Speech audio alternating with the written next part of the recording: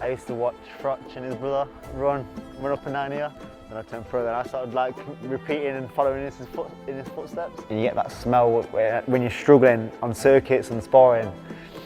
That smell just kind of rushes back that feeling. Nostalgic, is that the word? That was really where things changed. It gave me a kick up the arse and said, if you're doing it, you're doing it properly. I won the junior Bs, like the first year, straight away. And then I kind of realised, I'm actually all right at this. To fight at the City Ground is the only thing on my tick list out of all the things I wanted to do from a young age. There's anyone that can make it, it's Frank. I wouldn't want to be anywhere else, in my own city, with my own fans. It's unbelievable, and they pick me up, they give me another gear. Whether I'm expected to win or not, I'm still going to go win. I'm confident, extremely confident in getting out of this.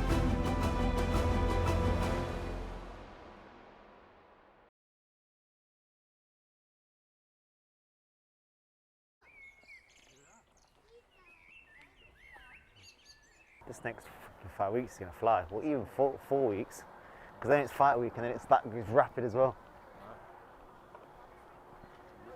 Yeah, so this is, before this park was here, and all these tracks and that, this used to be just one big wasteland.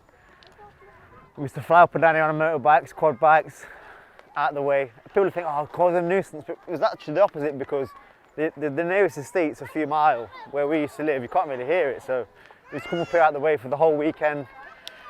There's tracks go for miles. We'll literally be up here all weekend. You bring the kids up here? Yeah, just to the park, yeah. I used to watch Frotch and his brother run up and down here.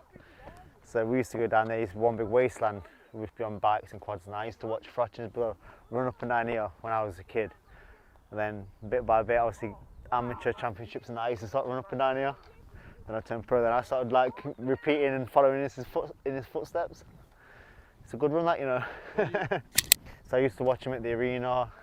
I think I'd love to not only just fight, but to headline here would be unbelievable. Then as the years go by, you realise what it takes to do that. It's not just a fact, so I want to fight there. Yeah, okay, Sam, we'll sort it. You have to earn it. Not as easy and as it it's a lot of hard yards. But if you put the work in and you're consistent with it, you get there. And now I've been at I've headlined that arena quite a few times. We don't want to talk about the City Ground because I'll get upset. But I'm back there in May 10th for another big night, and I wouldn't want to be anywhere else. Don't mean the stadium, but I mean in my own city with my own fans. It's unbelievable, and they pick me up, they give me another gear. A lot of the time, they literally pick me up off the cameras, as I always say, they literally have. So Taz, just tell me how long you've known Leigh. Since I was born. I lived on the street where his mum, he moved onto the street where his mum, and then I lived across the road, and I was basically born, so what, 31 years? As a kid, yeah, the same ballsy. It's just, I can always remember a time when he got a brand new pair of rollerblades, and we went onto the new half pipe on the field, and I was like, you won't dare jump in there on the blades. He's like, what? I won't dare. He just jumped straight in, would like cut himself up everywhere. It was really bad, but he's the type of person that's just get straight up and just do it again. And he just did it again, until he literally landed it, and not many people are like that. My school used to be via them houses there. It's been knocked down now. I had a really good time at school. Terrible education though, but probably why it's been knocked down. But yeah, I had a really good time at school. Really enjoyed it. It was fun. Met some great people along the way as well. When he was kind of saying, I'm gonna one day become a world champion, what did you think? Did you think he could do it? I always had belief. Yeah, 100%. Yeah. I always knew what I wanted to do, but doing it is another thing. It's a lot harder than a kid's dream. But yeah, I've got like my school books. Even when I left school, good luck with the boxing. They probably thought, oh, he's not going to do anything. But like, we know what he wants to do, so wish him good luck. Do you know what I mean? Oh, it was a crazy feeling, to be fair. Like, words can't really describe the kind of feeling. Like, being so close to someone and watching them achieve that sort of goal is something else. Do you know, for a few weeks, I can't remember buying any bit of food or drinks or anything. Every time I went somewhere, oh no, we've got this for you, don't worry about it. You know, it was nice. I went to a coffee shop in town, I didn't even expect it, and said, oh, we've got this for you, I watched your fight, really enjoyed it. Yeah, I think my profile really grew after the Conor fight. A massive fight coming up against Anthony Cacace. How excited are you for it? Excited. He's going to do the business again, as usual, in great fashion, I'm sure. Always. Varda's just turned up at mine, so we've got to cut this short. I bet you're buzzing. Yeah, so Varda, voluntary anti-doping, has turned up at mine, so we're going to go meet them. I need a piss, but I'm going to hold it now because I don't want them hanging around all day. Now I'm bursting. So I've been on whereabouts, which is like, you can't pick to be on it, they pick you kind of thing. So that's WADA, World Anti-Doping. So you have to give an hour window every day to be tested. You have to know where you're sleeping and basically where you're going.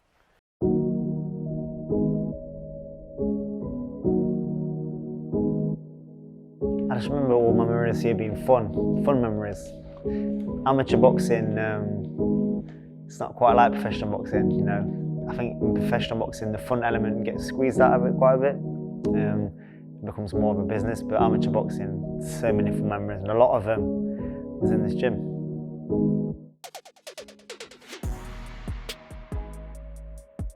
Yeah, you know, that's how I am. Like, if you can't win on 11 play, what benefit do you get? Like, do you know the feeling of knowing you've done everything right and you've done it the hard way? That's probably because of my mentality, like the underdog mentality that I've got anyway. But yeah, I just don't get it. What does it feel like to win by cheating? It must be not as fulfilling. This little circuit up here and this exact little bench, this has probably been here for about 30 odd years. So when I first came, when I was 10 years old, that was there. And that circuit, we used to go through that circuit, you know, you get the kids cheating, they rush through, do 6 reps instead of 10 and try to rush it. But you know, I've got memories of lads a bit older than me and I was always trying to stay with them, and they used to train really hard. Lee Morris was one of them, trained like an absolute warrior. And that like inspired me. I think, well, you know, I want to be that dedicated, I want to train that hard. So yeah, a lot of memories in this area of the gym with the circuits and that, and obviously sparring over the years. Yeah, the ring was a bit bigger when I was here. You can see the mark on the floor from the bigger ring, but I remember like today's quite a warm day outside, the sun's shining and it beams through there, it's like a bit of a greenhouse. And you get that smell when you're struggling on circuits and sparring, that smell just kind of rushes back that feeling. Nostalgic, is that the word? Is there anyone you can kind of think of, like a coach or anyone in the gym that kind of inspired you when you first came? Yeah, you know, there's a few. My friend's dad was my first coach, Mark. I had really good memories with him on pads and sparring and going to fights, and then John took over, and that was really where things changed. You know, he gave me a kick up the arse and said, if you're doing it, you know, you're doing it properly. And the training was hard, but that first year from when he took over and kicked him up the arse, I won the junior ABs like the first year straight away. And then I kind of realised, well, if I'd done this right, you know, I'm actually all right at this. And if I apply myself and give 100%, you know, I get the benefits and I get the victory that comes with it. You can't do anything great overnight, it takes time. You're not going to win every single spar, you're not going to be better overnight. It takes time and consistency, and there's going to be a lot of ups and downs, but the ones that ride it out and don't take the highs too high and pat yourself on the back too much, and don't take the lows too low, you know, don't beat yourself up when you have a bad spar or a bad day or a bad fight, you get beat, you know, just think about improving, think of the long game instead of the short one. When you were in here, when you were doing those circuits, like you say, were you thinking about becoming a world champion? No, no. I think when I was here and I was doing them circuits and Frotch just turned pro, or just about to turn pro, and then watching him at the arena, that's when I kind of thought, you know what. And I used to go watch Nicky Booth, Jason Booth as a kid, and I held their British title. Once I held that British title, that was when it was kind of like, I want one of these. The same with Frotch as well, I held his British title. That was the main inspiration. I think the most inspirational moments I can remember when I was a kid boxing, that from holding that, you know, holding that belt, that I wanted to get it no matter what the cost would have been. And that, I always say this to people as well, like not my proudest moment, but the best feeling I've had after winning a fight is when I won the British title And even after that, when I went and won the world title, defending it, I had some really good wins, beating my biggest domestic rival, didn't even come close to winning that British title. And it was in COVID, there was no one there. But that feeling of accomplishing something that I wanted to do since I was 10, 11 years old, that feeling will never be beat, no matter how much money I make, what belt I win, like that British title and accomplishing that, that off the tick list, that feeling just won't be beat. Do you remember the first time you stepped foot in the City ground? Yeah, I was very young. There was my granddad. I think we played Wimbledon a long time ago. What is your kind of favourite moment from being at the City ground? I think it has to be finally getting promoted back to the Premier League after 25 odd years. As Brendan Ingle used to always say to me, sport and music brings everyone together.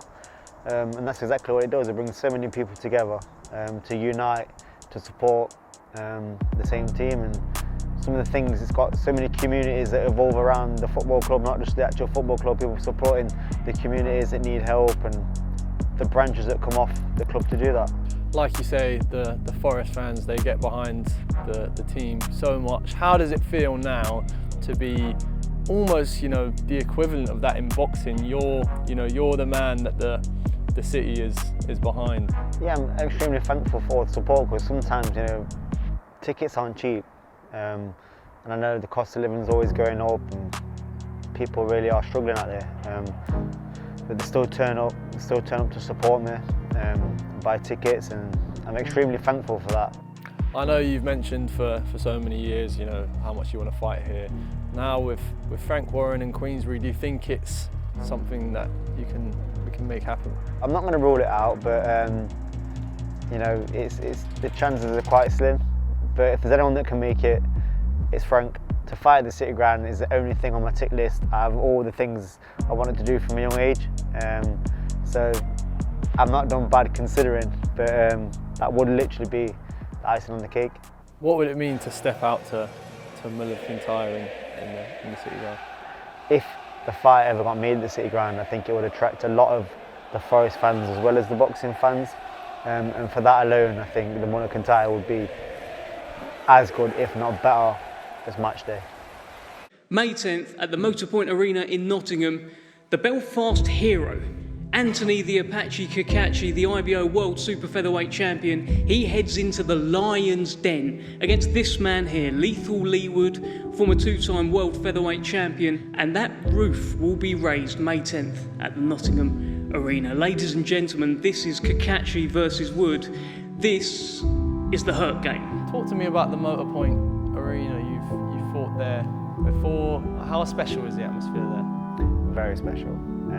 That Motorpoint Arena over the years has been an important part of my journey. I was there for Frotch, slowly building up to being the main event and headlining in my own city. And that arena has been an important part of my journey. Are you here to soak it all up? Yeah, so I'm a wave and say hello and that, yeah. Doing the puck drop and things I like think that? so, yeah. That's I don't know wicked. if there might be a mask, I'm not sure how to have a wave in that.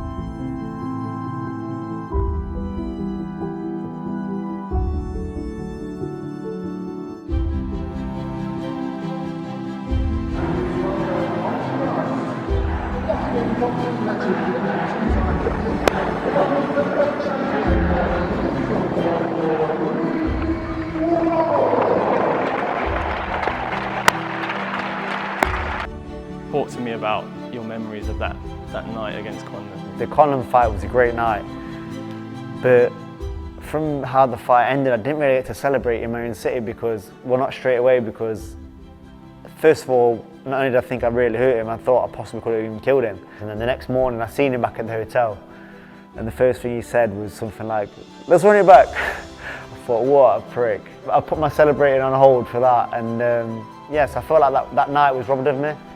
I feel like I've not had that time to celebrate in my own city on the night like I should have had. And May 10th, this is my night to celebrate. Turn it up, come on! Yeah, get up there, boy! We need to beat Belfast, we need to make it 1-0. and uncle went out on my dad's side of my family all had the season tickets. Yeah, it was good to be on the ice and have a wave. I've not been down for a while, you know, inactivity and all that. I've spent such a long time out in the ring, a year and a half. It's nice to be back and be remembered. Is just being in this arena, all the fans here, is it kind of getting you excited for A May 10th? little bit. It's totally different on fight now. Obviously, it's a lot darker, a bit more compact. Obviously, the floor seats in the ring. But yeah, some good memories here. Some very good memories.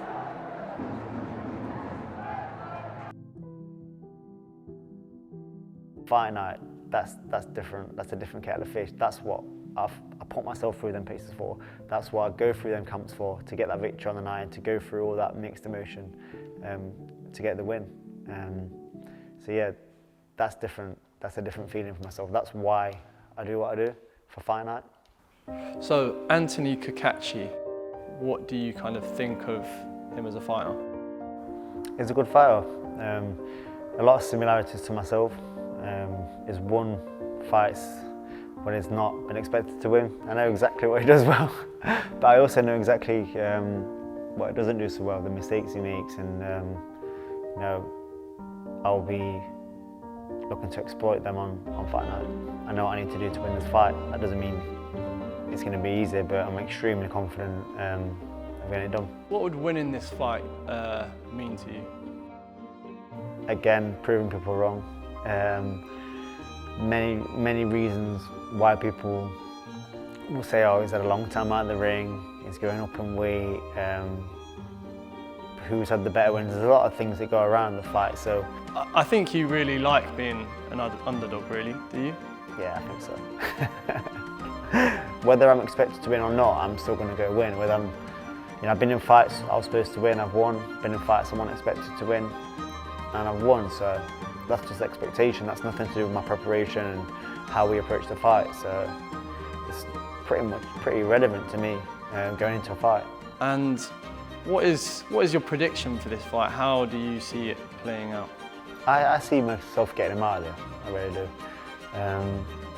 I don't just say things to the camera. You know, if you go back and look at all my fights, you know, you all know about the Conlan fight.